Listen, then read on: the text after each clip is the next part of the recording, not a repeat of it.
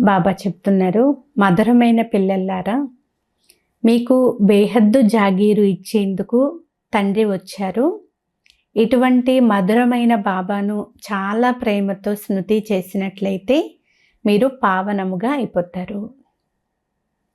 ఈరోజు మురళిలోని ప్రశ్న, వినాశన సమయము దగ్గరకు వచ్చే కొలది దాని గుర్తులు ఎలా ఉంటాయి? సమాధానము, వినాశ సమయము దగ్గరికి వస్తే మా తండ్రి వచ్చారు అనేది అందరికీ తెలుస్తూ ఉంటుంది. ఇప్పుడు నూతన ప్రపంచ స్థాపన, పాత ప్రపంచ వినాశనము జరుగుతుందని చాలామందికి సాక్షాత్కారాలు కూడా జరుగుతాయి.